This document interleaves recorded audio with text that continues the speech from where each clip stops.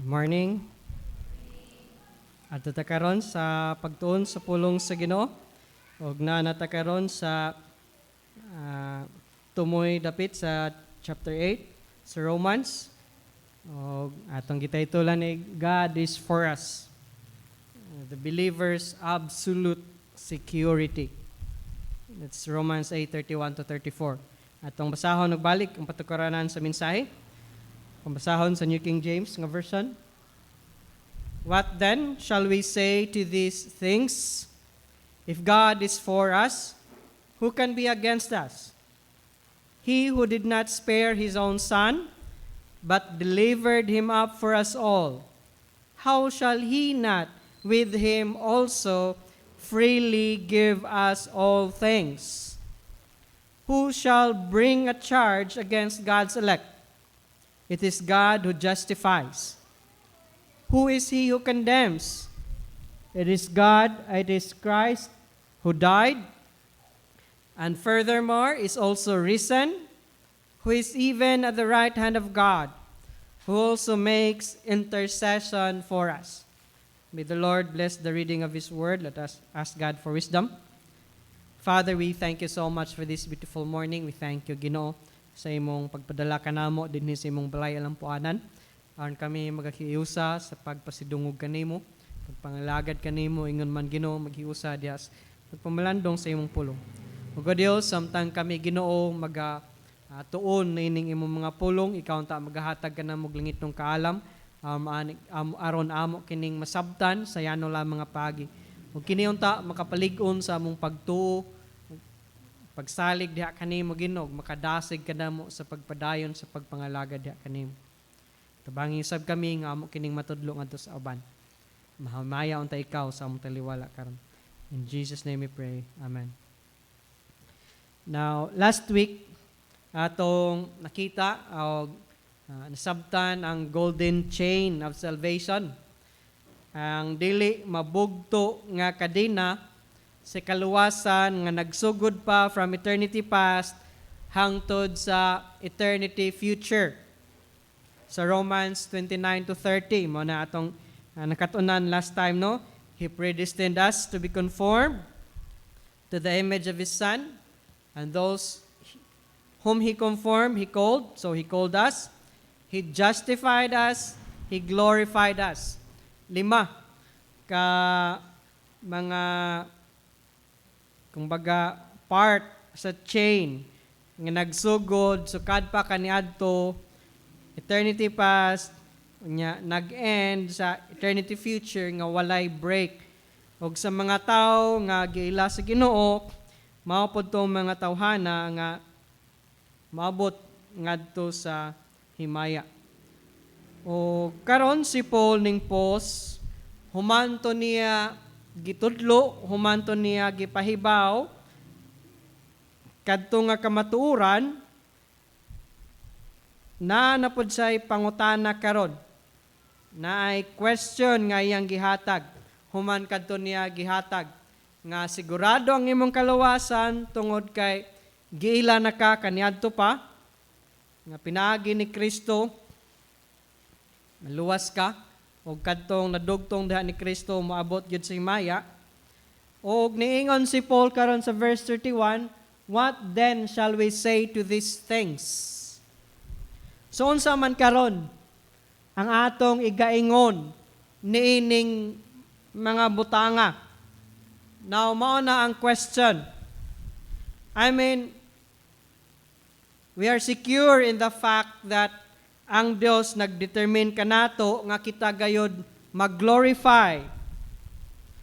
Now, everything in the middle, everything that happens in the middle, magamit na sa Dios para ma-form si Kristo sa imong kinabuhi aron moabot pod ka sa himaya. All things can work for good. So what do we say to that? Unsa may atong maingon diha sa pagtulunan nga secure ka eternally? Unsa may atong reaction, unsa may atong response nga sigurado gayod ang atong kaluwasan. Kay mao man na atong nakatunan. Last time, sigurado gyud ang atong kaluwasan. So in other words, what do we do with this truth? Unsa may angay natong buhaton? If God has done all of this for us, unsa pa may angay natong kahadlukan? See? Kung ang Dios nag-foreknew nato, kung ang Dios nag-predetermine kanato to be conformed to the image of His Son, kung ang Dios nagtawag kanato, kung ang Dios nag-justify kanato, kung ang Dios nag-glorify kanato, past tense na gani, bisan pag future pa na nga event, unsa pa may angay natong kahadlukan. Kinsa may makatandog pa sa atong kinabuhi nga makakuha sa atong kaluwasan. Ug ang tubag gihanay dinhi ni Paul og very beautiful kay niyang pagkahanay. Para gyud ni ang magtotoo malig-on sa iyang pagtuog pagsalig diha sa Dios. Nga sigurado gyud ang iyang kaluwasan dili na gyud na mawagtang pa. So atong makatunan dinhi sa passage nga because God has proved beyond all doubt that He is for us, pinaagi sa paghatag sa iyang bugtong anak, then walay opposition, walay accusation, walay condemnation nga can ultimately stand against those who belong to Christ. Mo na nga atong makatunan gikan nining atong passage nga gitunan karon. So atong suddan ang first point, the God who is for us. O gi-address din ni Paul ang question sa opposition. You see, kay bao si Apostol Pablo nga moabot unya ang time nga naay mag-question sa tao mahitungod siyang kaluwasan o nga naagyoy mo oppose sa tao nga nadugtong na ni Kristo. O dinhi gi-address dinhi ni Paul. Kung naay mo oppose sa magtotoo nga dili man kaangay luwason, di man kaangay luwas tungod kay mao na.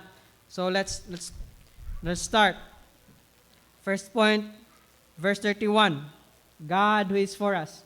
If God is for us, then who can be against us?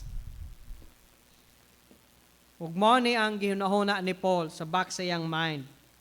Naagyoy mo object ni anang security of salvation. Naagyoy mga tao mo question luwas day ka hangtod sa hangtod. Bisan pag yun ana ang imong kinabuhi. Kay bao si Paul nga naagyoy mga tao nga mo object. Sigurado day ang imong kaluwasan. Naagyoy tao maingon nga no, dili secure ang imong kaluwasan. Pwede malose ang atong salvation. Makabuhatag sala bakaha, batok sa Dios, or ang Dios bakaha, magatangtang sa iyang kaluwasan, or ang kaaway nga si Satanas bakaha, pwede mohimog paagi og mga sirkumstansya, aron ang Dios masuko kanato, pinaagi bakaha sa atong lifestyle sa kalibutan, na ay magsigig akusar o magsigig oppose, luwas day ka. Magpabilin day ang imong kaluwasan. In other words, kung kita mahagbong sa tentasyon, sa kaaway ni Satanas, o magsigi siya akusar, maghatag ka nato niya ng posisyon nga murag ma-forfeit ang atong kaluwasan, tungod kay nang disobey ta sa Ginoo, o unsa man ang atong response. Ug mao ni ang response ni Paul kung maabot ang time nga mahitabo na sa imong kinabuhi. Nga tungod sa grabing atake sa kaaway, murag nahagbong jud ka sa tentasyon. Imbes magtotoo ka, nakasala ninong ka batok sa Dios, tungod kay ang kaaway naghimog paagi nga malayo ka sa Dios. Unsa man ang giingon ni Paul, ug unsa may atong itubag kung naay mo oppose nato nga di lagi kaluwas. Mao ning gingon ni Paul, if God is for us, who can oppose us? Who can be against us? Tingali na ay mo take away, mukuha sa atong kaluwasan, pero klaro man that God is for us. Who could do that? Who could take away our salvation if God is for us? Now first, atong sabton ng if. Kay sa English, mura man gud nag conditional. Kung ang Dios kauban nato.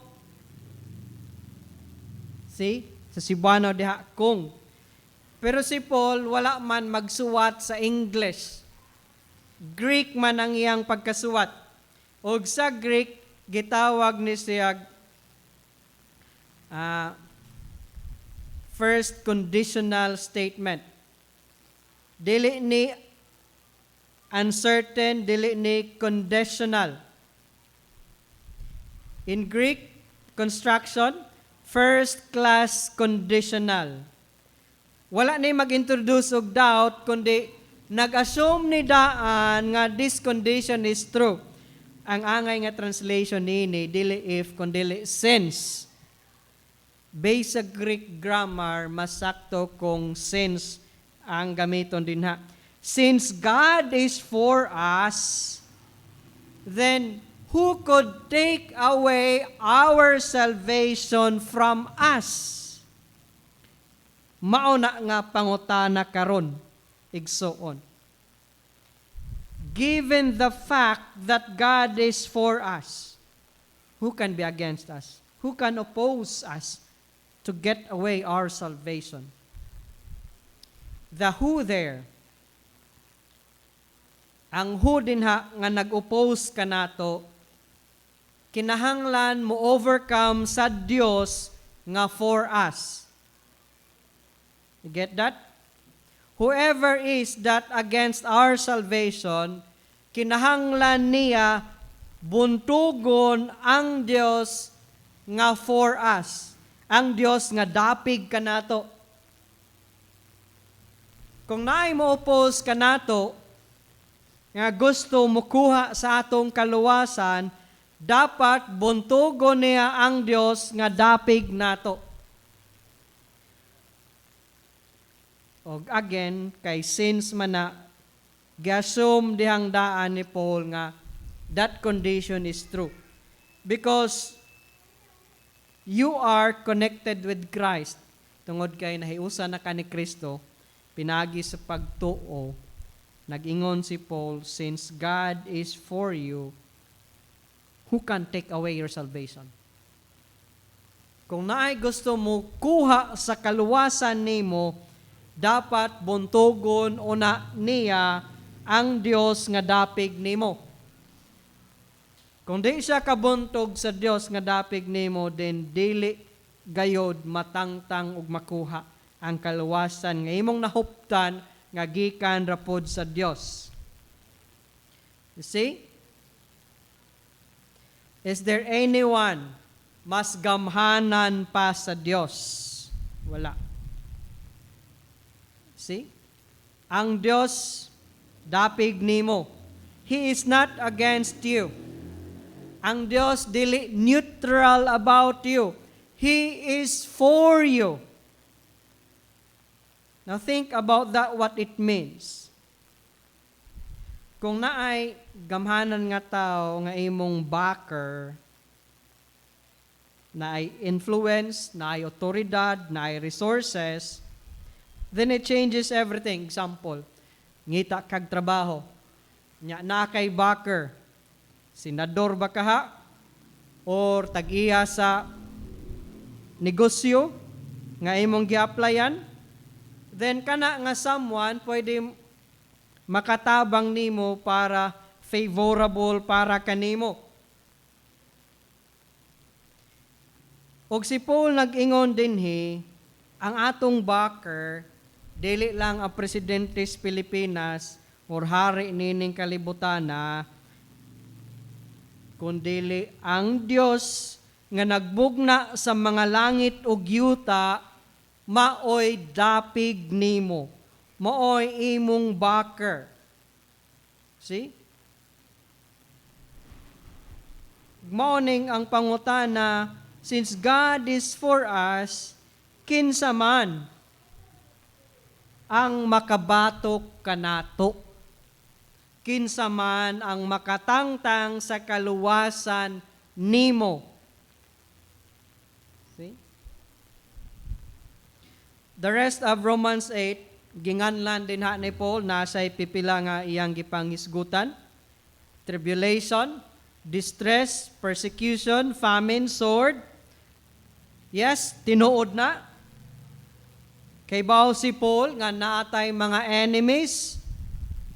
Even si Paul naka-experience o kalisod sa kinabuhi, naka-experience na siya na nalunod, naguba ang iyang barko nga gisakyan, nakasuway na siya priso tungod kay naa siya'y opposition, naay ning batok niya. Grabe ang iyang kasinatian. Ang point din dili bot pasabot nga mawagtang na ang atong mga enemies. Dili na mo'y giingon din ni Paul. Ang point din ni Paul, walay kaaway nato nga magmadinaugon kung makigbatok ka nato. Magmadinaugon nga mukuha sa atong kaluwasan nga atong nahuptan.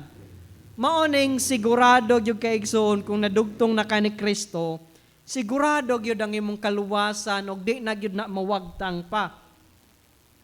Kay ang Dios man dapig man nimo, wala may makabatok kanimo aron motangtang sa kaluwasan nga imong nahuptan. O kung naa may mahitabo sa imong kinabuhi nga dili maayo, magamit man na sa Dios para mahimong muhatod sa ikaayo kanimo, according sa Romans 8:28. So you see, wala gyud makatangtang sa imong kaluwasan igsoon. Now, let's be honest about it. Naay mga tao nagpalibot ka nato tingali natay minahal sa kinabuhi or sa ato bakahang mga katawhan dinhi na sila'y membros pamilya nga gusto mo palayo nila sa Ginoo kay lahi ng relihiyon. Or naay mga amigo ug amiga nga gusto mo palayo nila or kanato ni Kristo. Or sa age karon sa kalibutan naay mga false prophets, false teachers, false religion, even si Satanas or mga demons gusto mo palayo nato ngadto ni Kristo. Daghang mga tao nga gusto mo palayo nato sa Dios ug mukuha sa kaluwasan nga atong nahuptan. Mo destroy sa atong testimonyo, sa atong experience kauban sa Dios. Pero ang Dios ba mag-release kanato gikan sa iyang mga gamhanang kamot?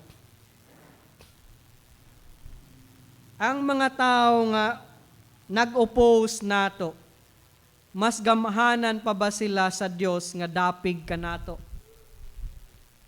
Certainly not. And so, ang question sa opposition, ga-address din ni Paul. Naaman tingali tao nga mo-oppose nato, mo-biyay-biyay nato, mo-persecute nato, or maghimog paagi para malayo ta sa Dios. Para ma-experience nato nga muragwa na ta, di ta luwas. No. Ingon si Paul, since God is for us, who could possibly successfully be against us? Ug mo na ang idea. Who could possibly successfully be against us to take away sa atong kaluwasan? Wala. Ug unsa may proof nga ang Dios dapig kanato? What's the proof that God is for us? Og dinhi gilayout ni Paul. Mao ni ang proof, verse 32. He who did not spare his own son, but delivered him up for us all, how shall he not with him also freely give us all things? See, here, si Paul nag-make sa iyang argument. Ug mao ning usa sa most powerful arguments in the entire New Testament. He says, God did not spare His own Son. Mao ni proof nga ang Dios dapig kanimo tungod kay wala niya sani magpagawa siya nga kundili nagatugyan. Wala niya pugni iyag yung gipagawas ng iyang anak. Wala niya gihikaw ang iyang bugtong anak para kanato. Mao nang proof nga God is for us. Now, this word spare, he who did not spare, kana nga word, same word gigamit panahon sa Old Testament. Same nga concept. If you remember sa Genesis 22, ang Dios nagingon ni Abraham, Abraham, i-offer ang imong anak nga si Isaac. Magbusa si Abraham, gidala niya ang iyang anak nga bugtong, iyag yung anak og ni Sarah, yang gidala ngadto sa bukid, og yang gi-offer. Iyan ang giisang yang kamot. And then, ningtungha ang anghel sa Dios, nag-stop kang Abraham. Ningon ang anghel sa Dios, do not lay your hand on the boy. Ayaw siya patya. Then, sa translation sa Old Testament into Greek, kay Hebrew man ang Old Testament, mo ni ang giingon sa Dios ni Abraham, because you have not spared your son, your only son. See, the same word spared, tungod kay wa man nimo gihikaw ang imong bugtong anak, ang imong usara ka anak.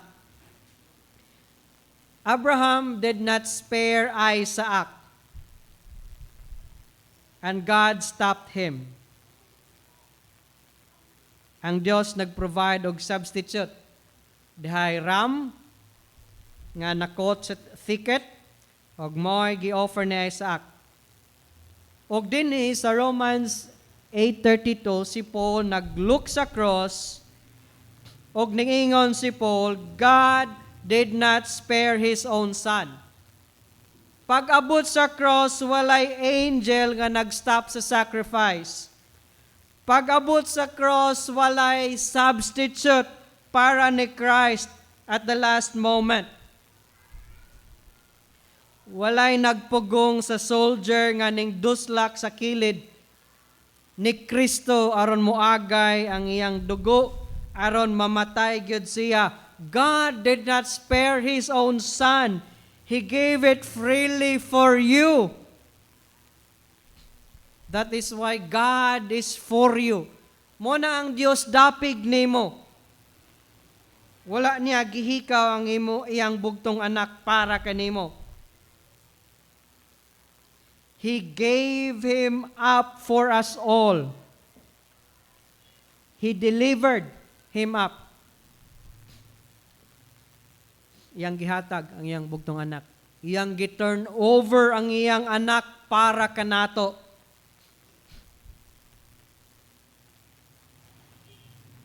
It's a decisive act. The Father gave up, delivered the Son. Dili tungod kay ang Father harsh sa Son, dili tungod kay ang Son dili gusto nga mo go through sa cross. No, the Son came willingly. But because the love of God was so great for you and for me,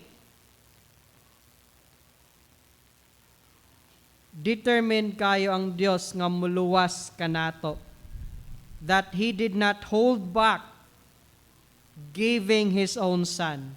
Wala niya gihikaw ang iyang bugtong anak, iyag yung gihatag. O gikan niya nga kamaturan, dinhi ning argue si Paul, kung wala gani maghikaw ang Dios paghatag niining dakong butang ang iyang anak, bililhong anak, wala ni gihikaw para luwason ka, dili baday siya muhatag pag ginagmayng butang para magpabilin kang luwas. Morning argument din gitawag the argument from greater to the lesser. Gihatag niyang precious son para maluwas ka samtang naglunang pakasala. Di ba day niya hinoon ihatag unsay gamayng butang nga atong ginid para magpabilin tang luwas. Morning iyang argument din that God is for us. That our our salvation is secure. Tungod kay ang Dios nga naghatag sa iyang bugtong anak samtang makasasala pa ta, mubuhat gyud ug muhatag gyud unsay atong gikinahanglan para magpabilin tang luwas. Kay wala gay niya gihikaw ang iyang bugtong anak. Si kanang word nga delivered,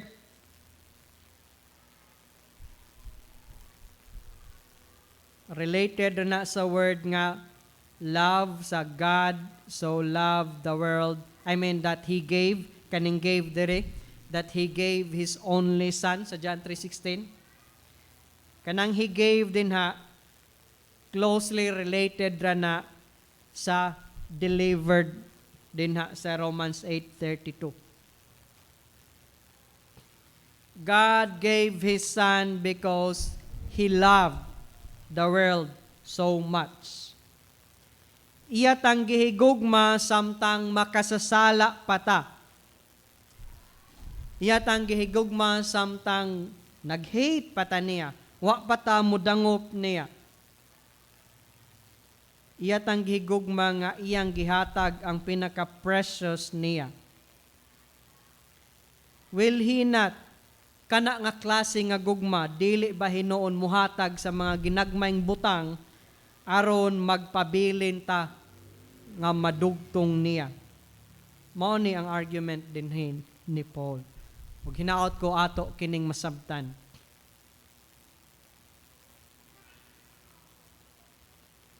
Do you think really that God would give His Son to die on the cross, the God who gave His Son to die on the cross to redeem you, the same God will take away that salvation nga gipalit naman ka ni Kristo?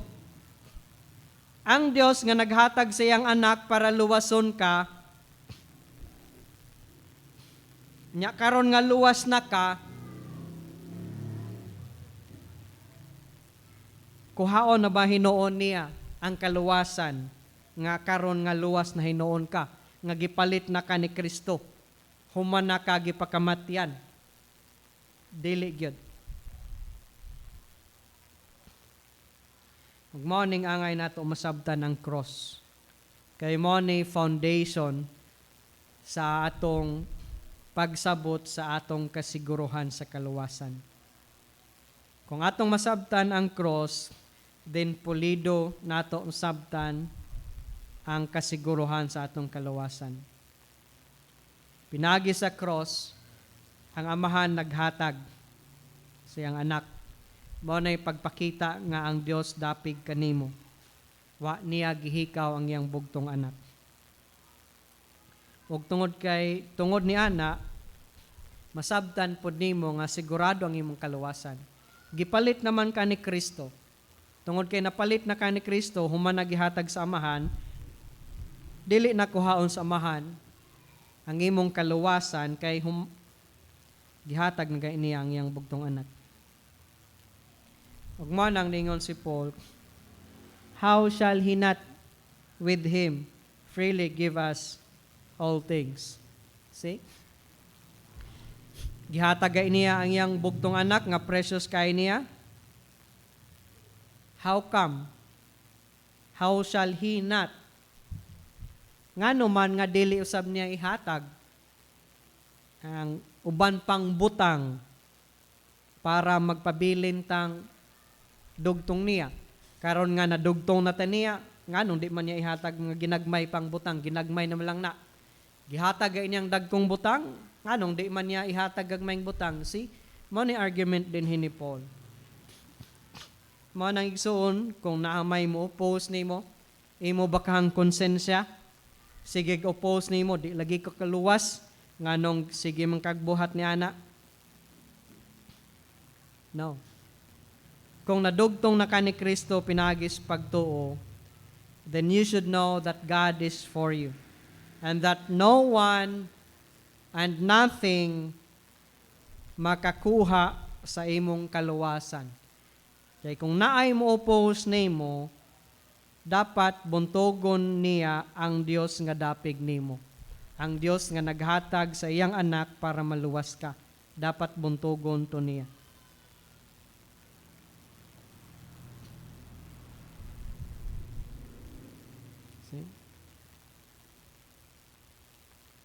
Morning foundation sa kasiguruhan nga atong gibarugan. Sa dihang kasala ka atubangan sa Dios, if you fail again and again, sa dihang naimoingon nimo nga di lagi ka luwas, just go back to the cross. Look at the cross. God did not spare His own Son. Kung wa ka gi-abandon niya, kaniadto nga makasasala pa ka, the more He will not abandon you now, nga karon nahimo na kang anak sa Dios. So that's the first point. Medyo taas-taas pa ni. Tingali ato lang ning tiwason next time. God who did not spare His own Son. So igsoon, ayaw nagduha-duhay ang kimong kaluwasan, mawagtang pabanagdi. Ug ayaw nagtuo na ng pagtulunan, mawagtang bang imong kaluwasan or dili. Tungod kay ang Dios dapig kanimo. Kung naamay mo oppose, tungod kay si Paul nag-expect na gyud nga nay mahimong opposition nining pagtulunan, eternal security of salvation. Nagyoy mo oppose ni ana. Ug ang giingon lang din ni Paul, if God is for us, who can be against us? Kung ang Ginoo nagluwas kanimo, naghatag siyang anak nga muluwas kanimo, then siya pod faithful nga mag-keep nimo, magpabilin ka nga luwas. So, kung ikaw karon wala pa madugtong sa Ginoo pinaagi sa pagtuo kaniya, sakto na nga panahon karon. Ilha siya, kay siya lamang ang gihatag sa Dios nga Amahan para maluwas ang kalibutan. He gave His Son, that whosoever believes in Him will not perish but have everlasting life. Gihatag sa Dios ang iyang bugtong anak para ang tanan nga mutuo kaniya makabaton og kinabuhi nga walay katapusan.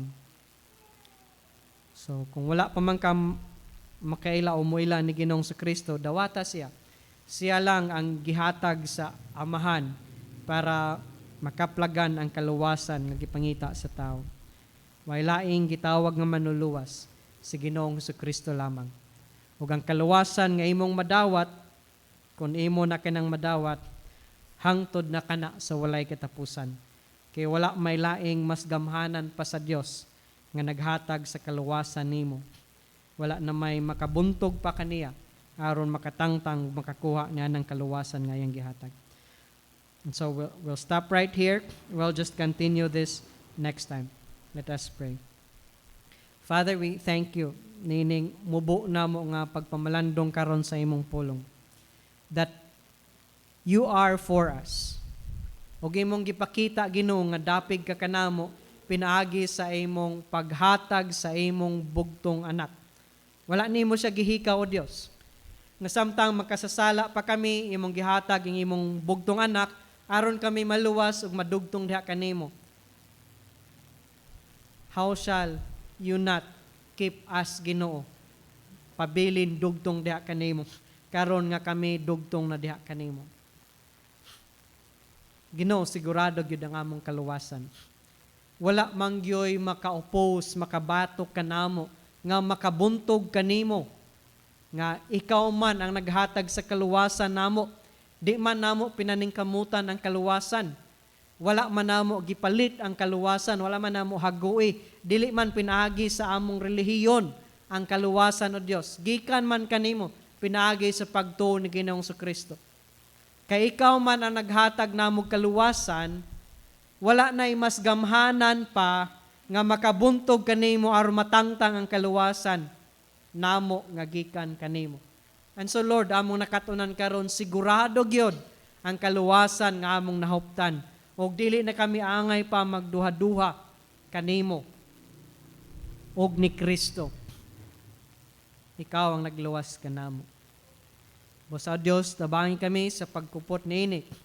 Maabot man ang hagit sa kinabuhi Ginoo. Maabot man ang balatian nga maghatod kanamo og question. Ginoo, anak ba kami nimo? Luwas ba kami? Hinaot magpabilin ang among pagtug pagsalig kanimo. Unsa may mahitabo sa among lawas ug sa among kinabuhi niining kalibutana, naamay mo batok kanamo apan wala gayoy makabuntog kanimo ug mas mulabaw pa kanimo. Maunang magpabilin ang kaluwasan nga among nahuptan. Sigurado gayud o Dios. So help us hold on to that truth. Bisan pa man mo sinati kami kalisod ng kalibutan na hay mga balatian nga muhatod nadto namo sa kamatayon. Apan Ginoo, magpabilin kami nga nadugtong diha kanimo.